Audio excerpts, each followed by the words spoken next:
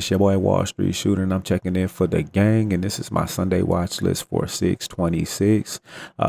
Make sure you comment, subscribe, share, click that notification bell.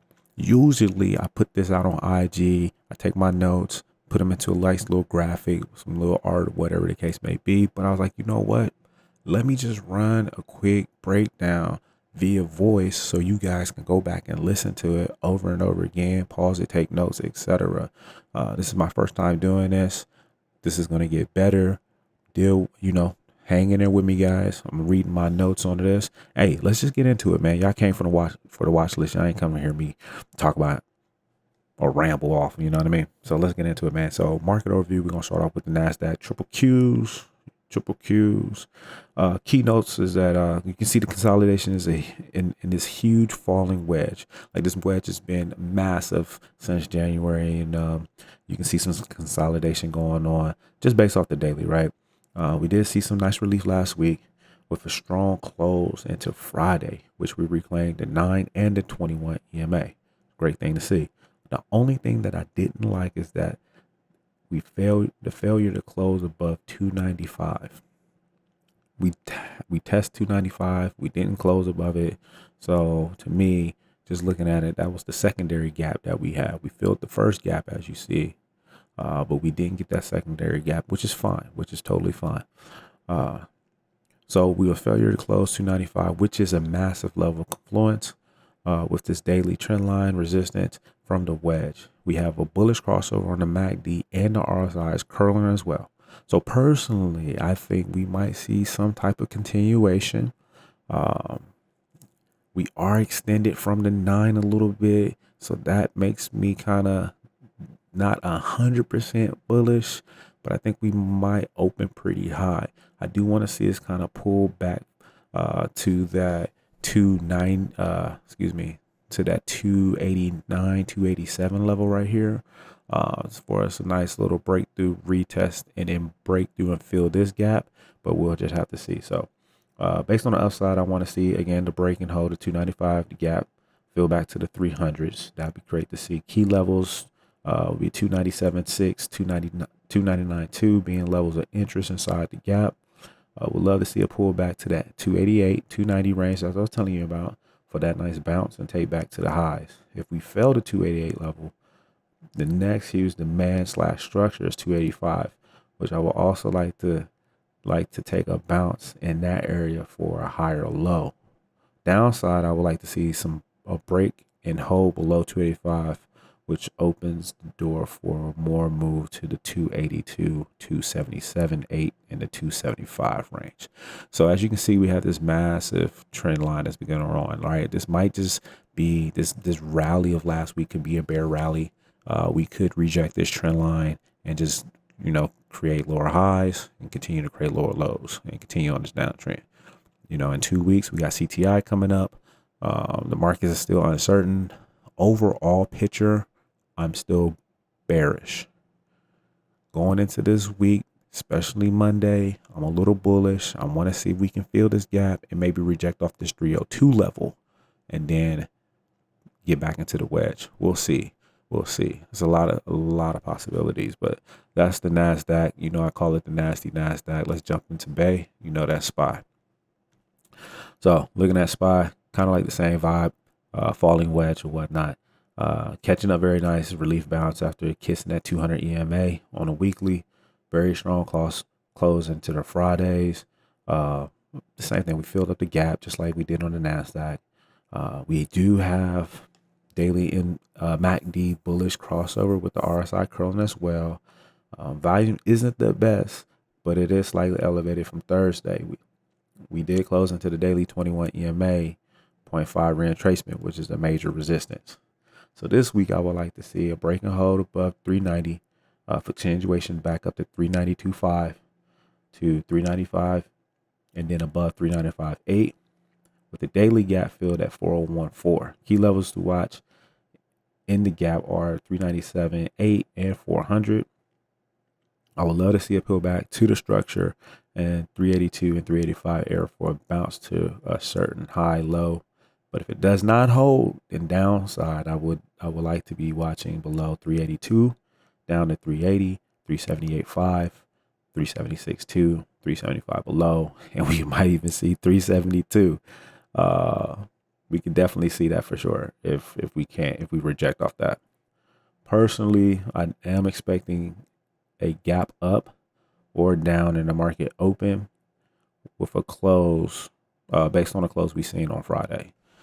So this one's kind of like the nasty NASDAQ do as well too. We got this heavy structure here right at the top of the trend line from a few weeks ago when we had our latest run.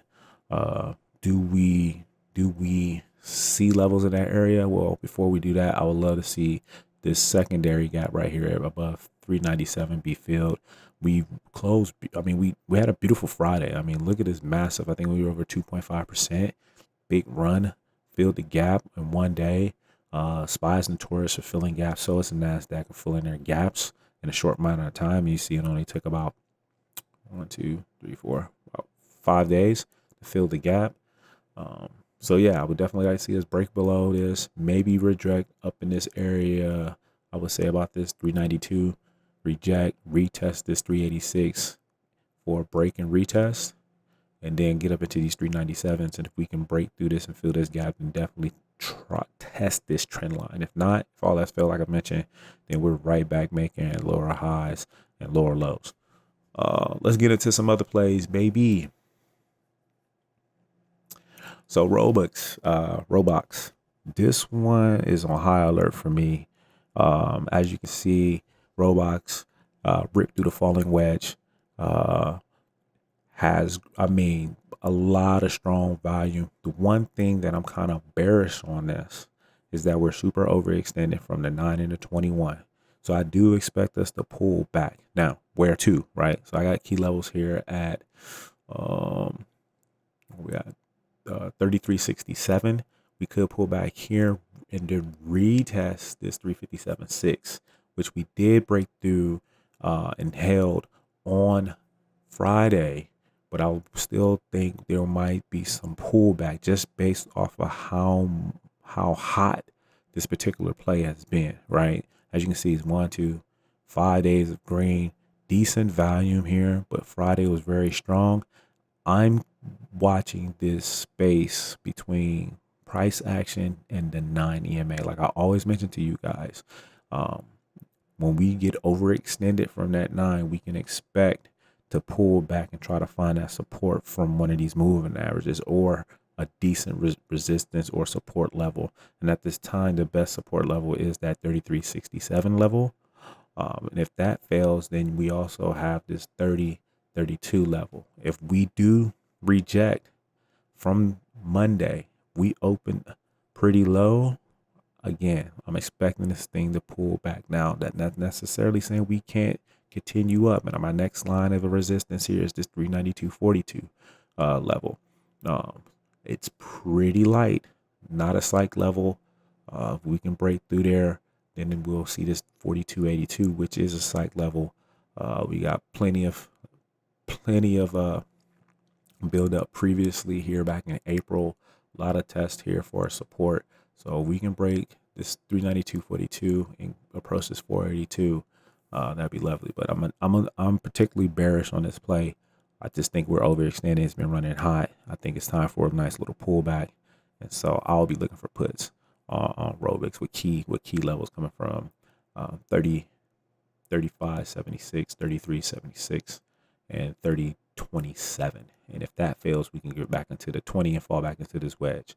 We'll just have to see what the overall market sentiment looks like. Next up on the plate, one of my faves, Apple. Gotta love Apple, baby. Apple is approaching that daily trend resistance and the wedge, right? I would like to see a break and hold above 142.5 for a continuation to 143.7, 145, 146.9, and 150s. I'll be watching the 138.5 and 140 level for a bounce as well too. So as you can see, overextended from the 9. We're getting away from 9. We recaptured the 9 on the daily. We're crossing above the 21, and we're riding with VWAP. VWAP's pretty good. We had a little modified double bottom here, right here. So I do expect this to kind of pull back, maybe consolidate right up in this range right here between 141.9 and 137.26. Maybe get a nice slight pullback to retest this 141, which we did not close on Friday. So a little bounce back retest here. If all else failed, then we're looking about 130 to 133 levels and getting right back into this wedge deeper, creating these lower highs and lower lows. So yeah, and that's Apple. Pretty simple on that one. What else do I have for you guys? I think those was my hottest ones that I was looking at. Oh, Amazon. So Amazon's been having a hell of a run last week. I mean, pretty much green days. Friday was a real hot day, closing above that 115.07 level, but we are right at the trend line, the overall trend line. So what I'm anticipating is maybe a slight pullback. The volume wasn't the best, even though we had a massive move on Friday. Volume was pretty even, Steven. We just got above RSI here. MACD just curled as well too. I do see some type of pullback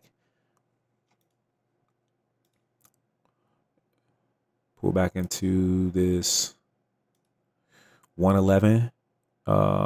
Maybe pull back to the 111.97, 112 level. We can pull back and retest this trend line in this 115. Then we might get a little more spicy above here and start creeping above these relative new highs, I guess, from the split.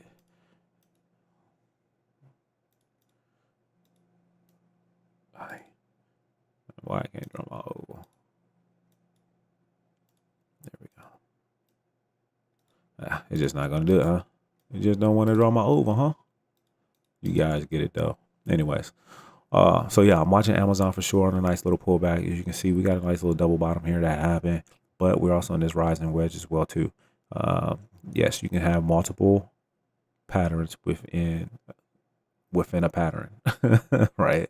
So we have this rising wedge here, this small rising wedge. Overall market sentiment on this is a falling wedge, but you can kind of see a nice little double bottom happening here. But we also have this rising wedge, which we could pull back before completing this full double bottom pattern. We'll see. Neckline sitting right above here at this 128. We got a while here. Got good structure here, but we got a while until we can get up here. Amazon could rip, but I am a little bearish just because we got this overall trend line and we're extended from the 9. We might get a little consolidation or a nice little pullback would be healthy, and then retesting this, getting under this 115, using that for resistance and kind of breaking above that and on a continuational move.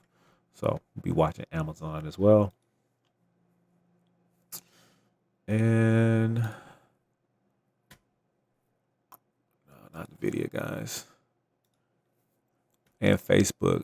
Facebook was hot, kind of dry on the chart here. We got again overall. Here's the trend lines, right?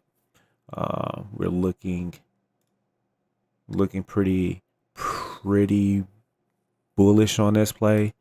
Strong Friday. All these stocks. Friday was amazing, man. The markets, the Dow, the Russell, SPY, the Qs, all were above 2.5%. It was great to see. Tech was leading the way, and it was just a beautiful Friday last week. So, but pertaining to Meta, I do want to see us kind of rip through this 172.67 resistance here. Kind of feel this little mini gap that we had here from the FOMC meetings. Like to see them fill that, then retest and continue to find that trend line. What we could do is reject this 172, find support at 167.